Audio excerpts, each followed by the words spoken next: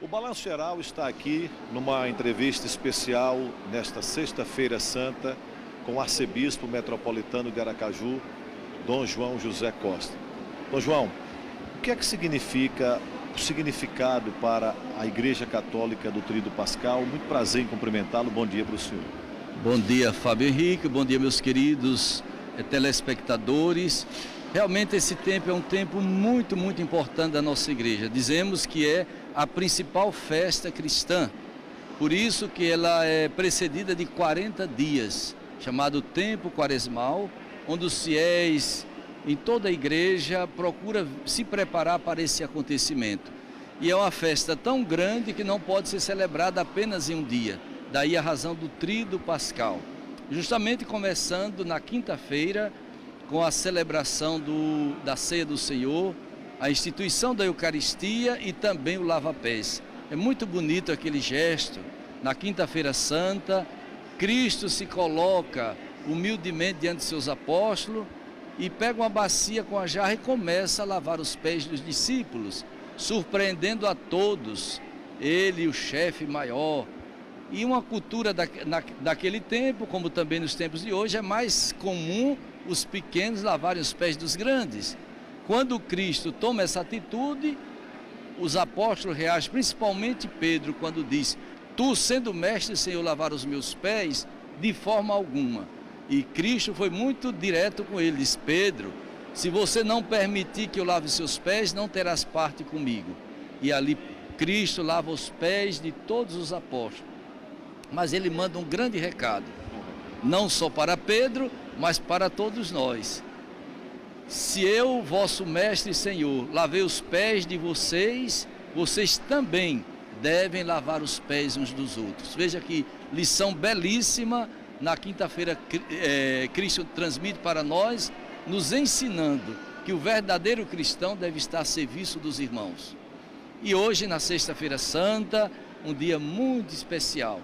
Ontem, de ontem à noite, na quinta-feira santa, então, o processo de condenação de Jesus. Não tinha pecado nenhum, não fez mal nenhum, mas foi brutalmente condenado. E assim, nesta sexta-feira santa, um momento crucial, às 15 horas se celebra a morte e entrega de nosso Senhor Jesus Cristo para a salvação da humanidade. A morte de Jesus é o grande resgate para toda a humanidade. Ele venceu a morte e com ele nós também já vencemos.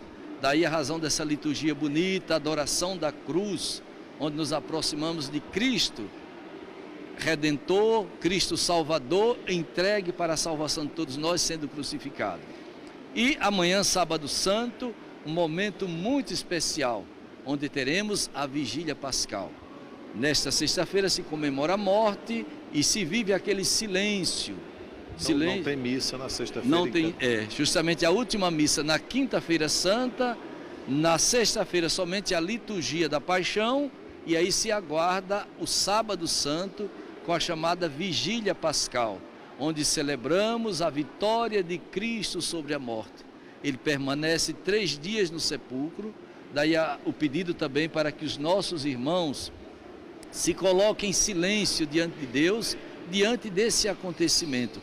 Não nos distrairmos, porque as atitudes e os gestos falam muito mais do que 1000 palavras. Então manter-se em silêncio, contemplando o Cristo que deu a sua vida por nós. E assim na vigília a grande vitória, com o símbolo do fogo, a luz que se acende e toda aquela liturgia muito bonita do Cristo vencedor da morte. E com ele nós também iremos vencer. E o domingo da Páscoa, qual o significado que ele tem? A gente sabe que no mundo do consumismo, as pessoas lembram muito do ovo da Páscoa, mas há um verdadeiro significado cristão da Páscoa. Fábio Henrique, você chama a atenção para um dado muito importante. A gente pode apenas transferir, ou melhor, compreender a Páscoa, o Tríduo Pascal, como um feriadão. E não focarmos realmente nesse sentido espiritual muito forte, a entrega de Cristo para a salvação de todos nós. Então, evitar qualquer dispersão, ovo de Páscoa, sei lá, o ceia com aquelas bebedeiras e farras, mas o pensamento focado em Cristo. O domingo, por excelência, é o dia da vitória de Cristo. Cristo, vencedor da morte, dia da ressurreição do Senhor. Daí que a cada domingo que a gente celebra é como se fosse uma Páscoa também. Por isso que a igreja inclusive coloca o domingo como um dia de preceito para todo cristão participar da Eucaristia.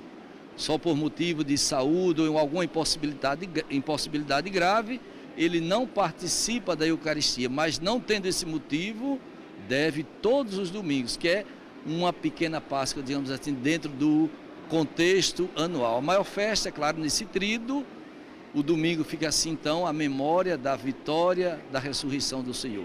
A igreja, Dom João, recomenda que as pessoas façam jejum nesse período, tem aquela tradição, por exemplo, de não comer a carne vermelha, de trocar pelo peixe. É justamente durante o período da Quaresma, desde a Quinta-feira Santa, ou melhor, da Quarta-feira de Cinza, nós começamos com a colocação das cinzas, que é um apelo a um tempo penitencial de preparação. As cinzas que recordam um pouco o que nós seremos no futuro. Lembra que tu és pó e em pó tu hás de tornar. É o grande apelo que a igreja faz. Mas apresenta 3 realidades muito concretas onde nós devemos vivenciar esse tempo da Páscoa, ou melhor, da Quaresma em preparação à Páscoa, que é justamente o jejum, que significa abstinência de alimentos, até para a gente sentir o que significa viver sem comer. Já são tantos em nosso mundo hoje que não come, não apenas pelo exercício espiritual, mas porque falta o pão de cada dia, são obrigados. E assim, dessa forma, eu sentindo na minha própria carne o que significa viver sem comer, logo eu vou me tornar solidário diante de tantos que passam fome. Também o jejum, ou melhor, a oração que deve cada vez mais nos unir a Deus, nos configurar em Cristo. E além disso, o jejum, esmola e oração. São esses três exercícios. Jejum, esmola e oração. Ser solidário com aqueles que nada têm, dando a esmola, a caridade. Então isso é muito importante nesse tempo quaresmal. A esmola é sem dúvida uma forma da gente viver também a caridade. Daí a razão e a importância do jejum. Se eu fico sem comer, aquele pão que eu economizei deveria transferir para aquele que está passando necessidade. Então é um tempo muito favorável, observando esses 3 exercícios: jejum, esmola e oração. Dom João, aproveitando, a catedral, que é um símbolo importante da religião católica na nossa cidade, no nosso estado, ela passa por um processo de reforma. Já existe uma previsão dessa reforma ser concluída, a catedral voltar a ser utilizada? Olha, Fábio Henrique, a catedral realmente é o coração da nossa cidade de Aracaju. Aquele templo majestoso, com a história consolidada, e é que sim, a gente tem o sentimento de gratidão diante daqueles que nos precederam, que fizeram essa grande obra. E a nossa gratidão diante também da nova restauração que está sendo feita, porque ali realmente é a expressão da nossa fé católica aqui em Aracaju. E a previsão é dentro de 6 meses a 1 ano, ela voltará a funcionar. Esperamos que tudo realmente se desenrole sem nenhum problema e no futuro muito breve. Muita gente está sentindo a falta daquele templo aberto, para que assim possamos rezar e celebrar ali naquele espaço a Eucaristia e tantos outros sacramentos. Então, é um desejo seu, é um desejo de todos os aracajuanos, todos os sergipanos, porque realmente é o coração, poderíamos dizer, das nossas igrejas no estado de Sergipe. Dom João, a gente vive um momento no Brasil e no estado também, um momento de crise econômica, de desemprego, de miséria, de corrupção na política, de muita violência. A gente está acompanhando o que está acontecendo agora, por exemplo, no Rio de Janeiro.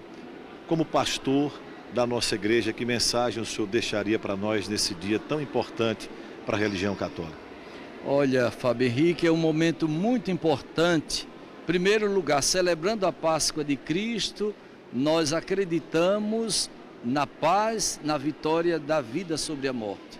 Então que não deixemos que roubem a nossa esperança, mas cada um procurando no seu espaço fazer a sua parte. A paz começa dentro de nós, a paz vai se estendendo na família, se estende na nossa cidade e assim vamos atingir o mundo inteiro.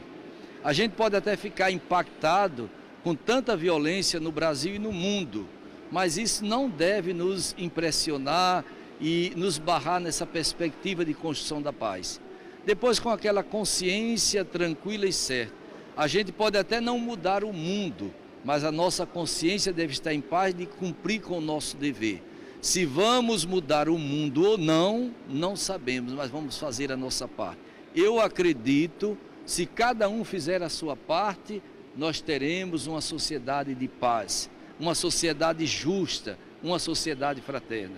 É claro, quando a gente fala de paz, você muito bem citou aí, as injustiças, a corrupção, tantas vezes a violência é decorrente da falta de justiça. Quando o pobre não tem direito a nada e tudo isso vai ocasionando. Então esperamos que também a gente dê um freio nas injustiças, na corrupção, para que assim a gente possa desfrutar verdadeiros tempos de paz.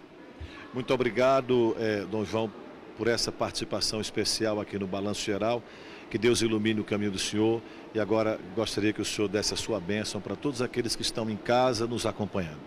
Eu agradeço a você, Fábio Henrique, essa oportunidade de também dirigir a minha palavra como pastor a todos aqueles telespectadores que neste momento estão sintonizados com essa preciosa empresa de comunicação. E quero agora então pedir a bênção de Deus para todos vocês, para o nosso jornalista, mas para todos que fazem esta TV Atalaia e aqueles que nos acompanham a cada dia essa programação. A nossa proteção está no nome do Senhor. Senhor esteja convosco, pela intercessão de Nossa Senhora da Conceição, padroeira da nossa arquidiocese. Abençoe-vos o Deus onipotente e misericordioso, Pai, Filho e Espírito Santo. Amém. Bom, 7h07 agora. Muito obrigado ao arcebispo metropolitano de Aracaju, Dom João José da Costa, que nos recebeu para essa entrevista especial.